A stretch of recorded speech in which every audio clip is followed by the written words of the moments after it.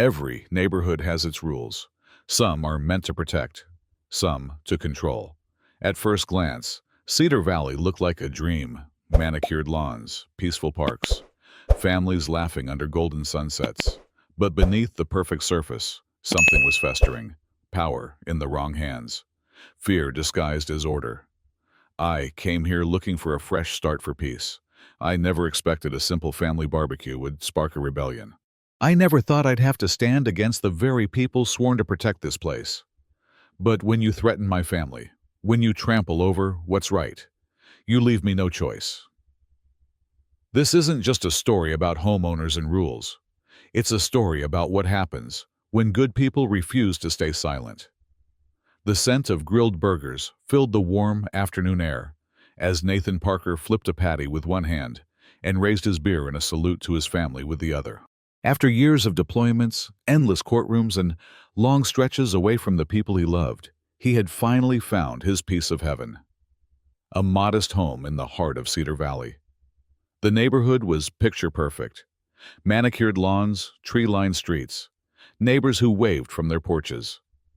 It was the kind of place where Nathan had dreamed of raising a family someday. Today, though, it was just about celebrating his mother's birthday, his sister's pregnancy, and the simple joy of togetherness. Laughter rang out as his niece Charlotte sprinted through the sprinkler, squealing with delight. Nathan caught his mother's smiling glance and thought, "This is what peace feels like." He didn't notice the approaching storm until it was already overhead. "Excuse me." A sharp voice sliced through the easy conversation. Nathan turned, spatula still in hand. A woman in her late 50s, dressed in a starched blouse and beige slacks, marched across his lawn like she owned the place. Her blonde hair was pinned perfectly, her expression even more tightly controlled. "I'm Veronica Mitchell, president of the Cedar Valley Homeowners Association," she announced, flashing a clipboard, as if it were a badge. "And you are?" Nathan blinked, setting the spatula down. "Nathan Parker.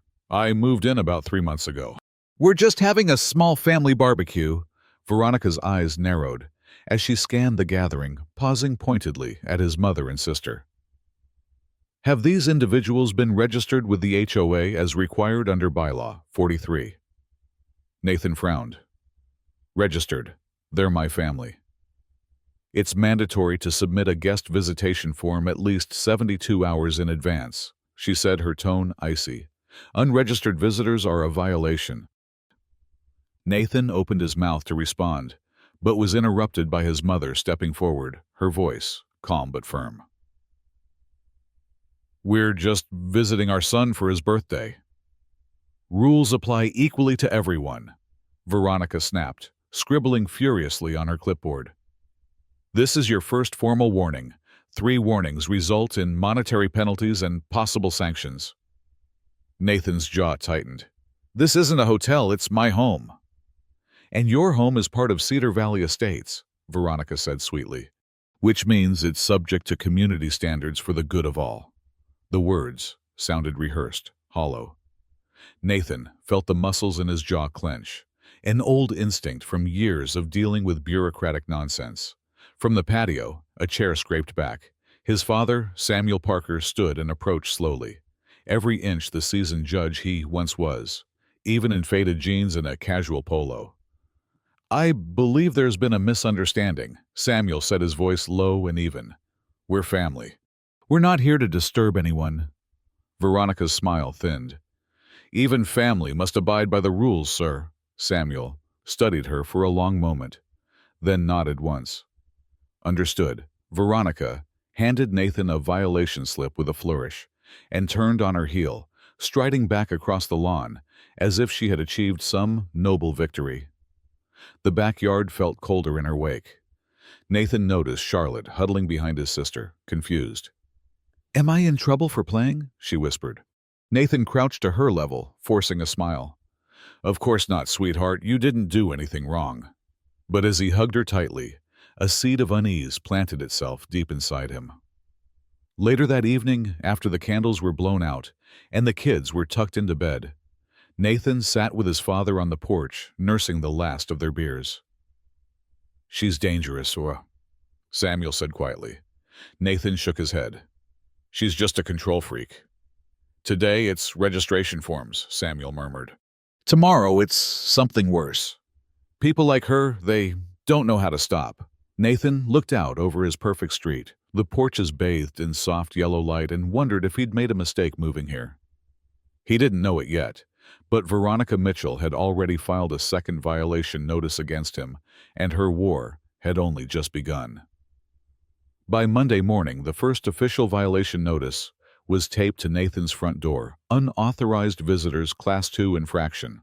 It came with a $150 fine and a warning. Further violations may result in visitor restrictions or property liens.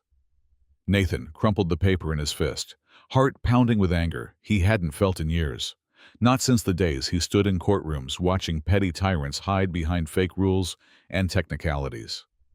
He spent the afternoon reading the Cedar Valley HOA bylaws word for word. Buried in legal jargon and pages of amendments, he found that visitor registration requirements were only mandatory for long-term guests using shared community amenities, not family visiting for the weekend. Veronica had twisted the rules. That night, as a summer storm rattled the windows, Nathan called his father. She's bluffing, Nathan said, and breaking the law doing it. Samuel listened carefully before replying. Then it's time we stop reacting and start building a case. Yet they weren't the only ones feeling the pressure. Over the next few days, neighbors Nathan barely knew started approaching him quietly in the grocery store outside the mailbox by the community park. Samira Patel, a young mom of two, whispered, "She fined us for having unapproved flower pots." Mr. Grayson, a retired veteran down the street, muttered, "Last Christmas, she threatened to fine me for my granddaughter's inflatable snowman." Stories poured in. Stories of intimidation. Stories of favoritism. Stories of a neighborhood living in fear of a woman who believed she was untouchable. Nathan realized something critical. He wasn't alone. On Thursday night, Nathan invited a few trusted neighbors to his garage, safe from prying eyes and Veronica's surveillance. "We can't win fighting her one by one," Nathan said, laying a thick manila folder on the table. "But if we work together, if we gather evidence, if we stay disciplined, we can expose her." The plan was simple. Record every violation issued. Collect testimonies from affected homeowners. Capture photographic proof of selective enforcement.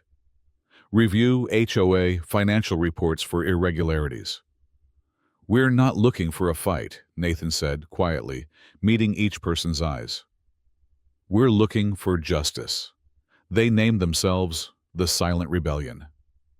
For weeks, they moved carefully.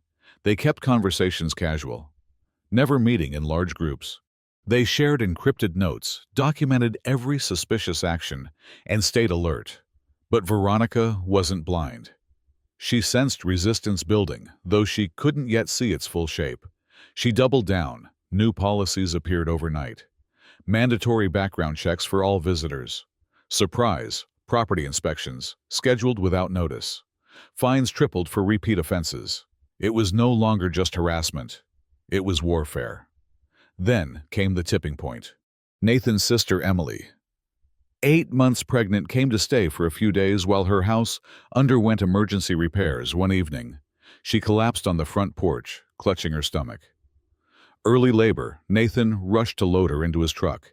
As he backed down the driveway, headlights flooded his windshield. A black SUV, the HOA's private security patrol, blocked his way. Veronica herself stepped out, clipboard in hand. "Unauthorized visitor in distress does not exempt you from compliance," she declared, voice cold and sharp. Nathan stared at her stunned. "My sister is in labor. Move your damn car." Veronica shook her head. "You were warned. Violations have consequences." Neighbors appeared in their doorways, some gasping, others filming with trembling hands. Nathan's heart raced. Emily moaned in the passenger seat. "You're risking a life," Nathan said, voice tight with rage. "You'll answer for this." It took 20 agonizing minutes and the arrival of real police officers summoned by frantic neighbors before Veronica was forced to move. Nathan sped off to the hospital, his hands shaking, mind spinning. This wasn't about rules anymore. This wasn't about lawn care or guest passes. This was about power. And for the first time, the entire community had witnessed it naked, brutal, and unforgivable. That night, as Emily cradled her newborn son and Nathan stood by her bedside, he made a silent vow Veronica Mitchell's reign would end, and Cedar Valley would remember that it wasn't built by petty dictators. It was built by families, families who deserve better. The Cedar Valley Community Hall buzzed with tension. Folding chairs lined the walls. Voices murmured under the fluorescent lights. Nathan sat near the back, a thick binder resting on his lap. Every page filled with dates, photos, testimonies, a mountain of evidence collected over weeks of silent rebellion. Beside him, Samuel Parker sipped coffee, calm, as a man who'd seen the end of hundreds of courtroom battles before they even began. At the front, Veronica Mitchell adjusted the microphone, her trademark clipboard clutched like a shield. "Thank you all for coming," she said crisply. "Tonight's meeting is to address certain unfounded allegations that have been circulating." Nathan leaned forward slightly, scanning the crowd. More people had come than he expected. Not just the silent rebellion members, but families, retirees, young couples, neighbors who had once been too afraid to speak were now packed shoulder to shoulder. The shift was undeniable. Veronica cleared her throat. "I want to remind everyone that community standards are what protect our property values and quality of life." A few people nodded politely. Most remained silent.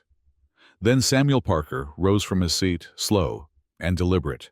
Nathan watched the room ripple with whispers as his father stepped forward. "My name is Samuel Parker," he said, voice firm, but even. "I've been asked to assist a group of residents who feel their rights have been systematically violated by this HOA." Veronica's eyes narrowed. "This is an internal matter, Mr. Parker," she said sharply. "External interference is inappropriate." Samuel smiled slightly. "I live here now," he replied. "I moved into Cedar Valley 2 weeks ago. My presence is very appropriate." Gasps echoed. Veronica paled.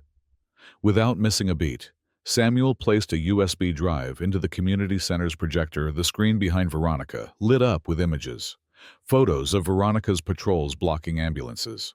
And screenshots of emails instructing HOA board members to target troublemakers with fines. Financial records showing inflated landscaping contracts awarded to companies owned by Veronica's relatives. The room was silent, but for the slow click of the slideshow. "This is just a sample," Samuel said quietly. "Full documentation has already been submitted to the County Oversight Committee." Veronica's jaw clenched. "These are private HOA matters."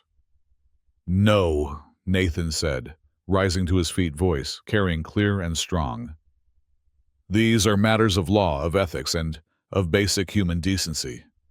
Neighbors began to murmur louder, now angrier. Mrs. Whitaker, who had lived in Cedar Valley for 20 years, stood up.